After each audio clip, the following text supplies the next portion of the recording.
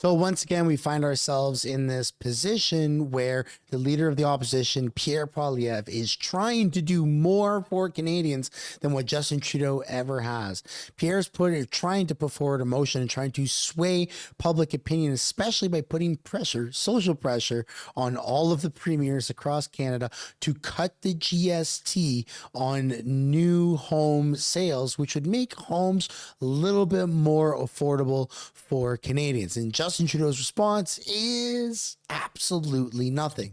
So in a recent interview that just took place today, Pierre Poilievre leaves a reporter a little bit speechless when he talks about how he's trying to actually help Canadians and the current sitting government is doing diddly squat. Welcome back to the channel. Welcome back to another video, everybody. Before we get into it, I do want to encourage y'all to smash the like button and subscribe if you haven't yet already. And just a gentle reminder, this is indeed the extra channel, and I would really appreciate it if you guys showed this channel the same love that you do all of the others. And without further ado, let's get into this exclusive interview.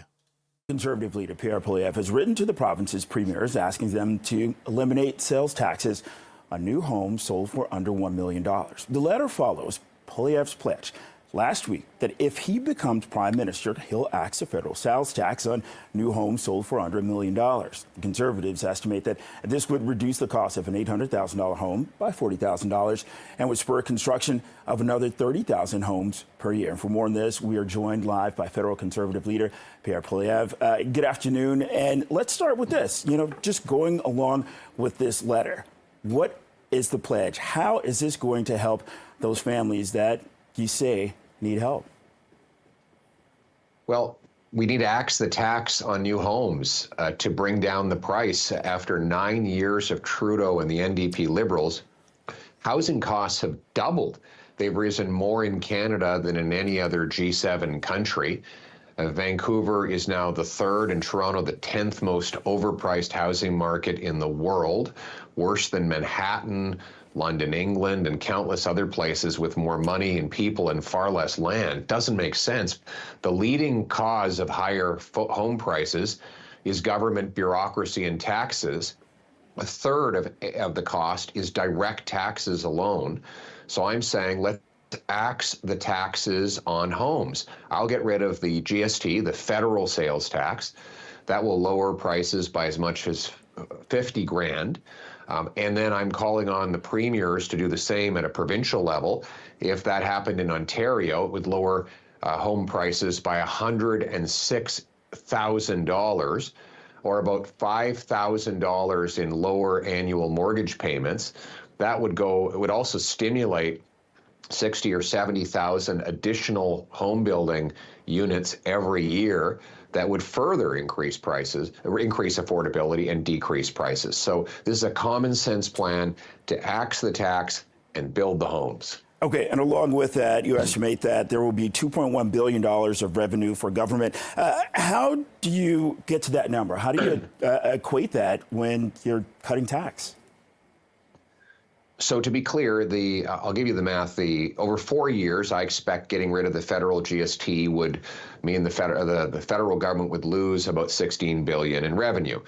However, I plan to cut $8 billion of useless bureaucracy to housing programs that, by the government's own admission, haven't built any homes. And the other $8 billion I will make up by simply taking the government's own data that shows getting rid of the GST would stimulate about 30,000 extra homes built every year.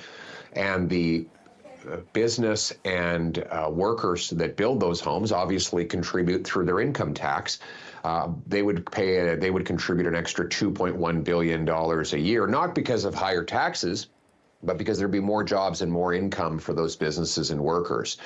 So that's how we would pay for this common sense tax cut to build the homes. And what about those families, especially here in the GTA, where, getting that larger house for their growing family, it's going to be over $1 million. Yeah. I think we need to look at that. There are some exorbitant markets after 9 years of Trudeau. It's funny, Mr. Savage, if you and I had been talking 9 years ago before Trudeau, and we mentioned $1 million home, we'd say, wow, that must be a castle. on the top of a hill somewhere. No, unfortunately, that doesn't even get you a cardboard box in a major city. I laugh because I am truly crying on the inside. That's what $1 million used to buy you. But you're right. Now, after Trudeau doubled the costs, now there are a lot of homes that are not even in that range.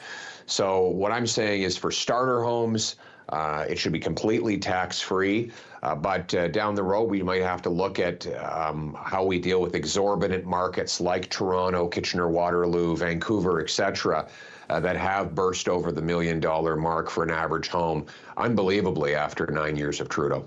Okay, now let's switch gears here for a little bit. You know, in this letter you say, as Prime Minister. So, as Prime Minister, you know, there's a big election south of the border. Whose administration do you think you'll have a better relationship, which will also be better for Canada, Harris or Trump?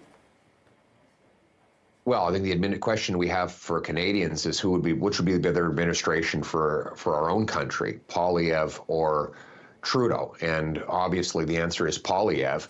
After 9 years of Trudeau with 3 different presidents, remember he had Obama, Trump, and Harris, not Harris, Biden. What has happened? 400 and Whoopsie. He accidentally spilled the truth. It's not Biden who's president right now, for crying out loud. The guy can't even walk.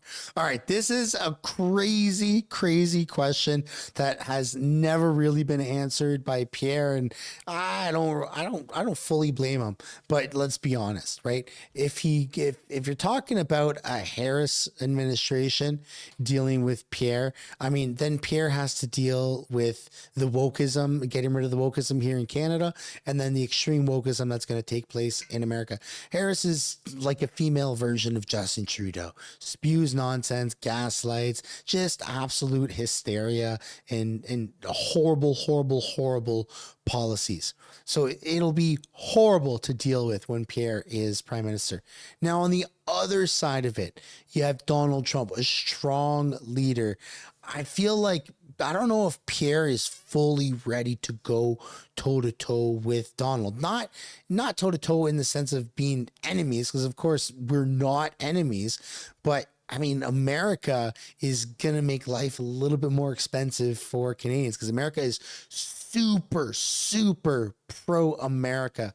And Pierre is saying that we're going to be now super pro Canada. So are we going to start charging more? Are we going to put tariffs on things? Like, how is this going to look, right? I don't know if Pierre is fully ready for that. But again, when you talk about leaders that have met with Donald Trump, I think Pierre will be in the top percentage of leaders that are, better able to negotiate with Donald Trump and going to be better respected. I think Pierre will definitely be way more respected by Donald Trump, next president of the United States. Hopefully this has about 48 hours to age at the time of the posting this, right?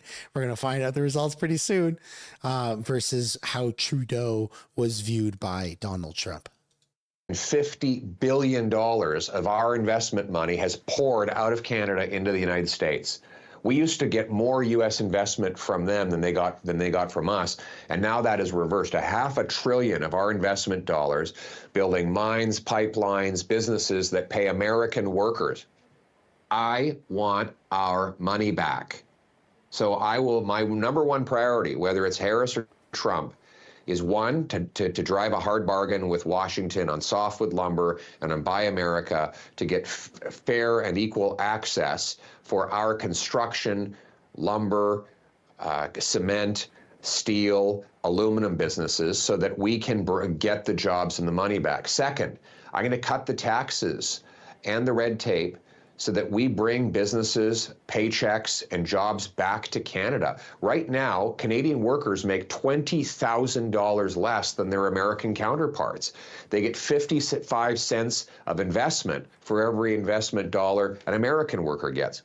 Why? Because of Trudeau's destructive economic policies that send our money, jobs, and businesses south. I will be cutting the taxes, balancing the budget, eliminating the red tape, and negotiating a hard bargain so that we can bring home our jobs and our businesses. Okay, some of the items that you just touched on, they tie directly into NAFTA. So we have to talk about that because I don't blame him for not answering that question, but at the same time, I kind of wish he just fully said Trump. I wish he just said for the cameras and the record.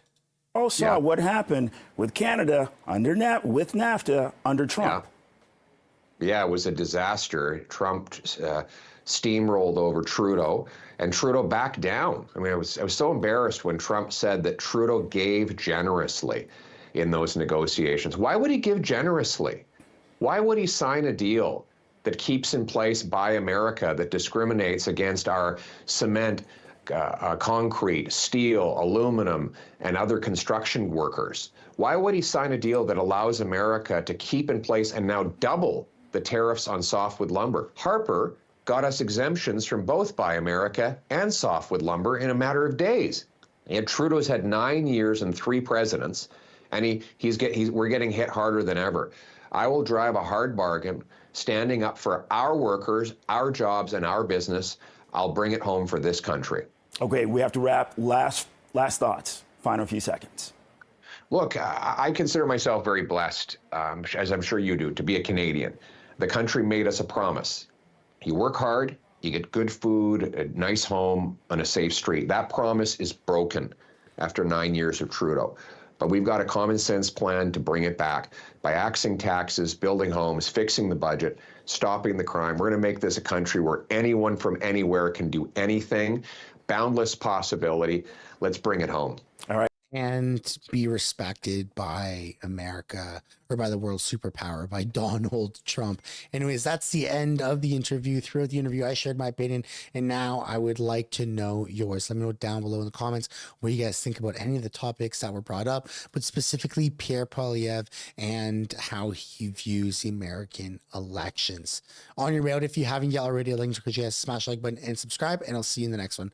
Bye for now.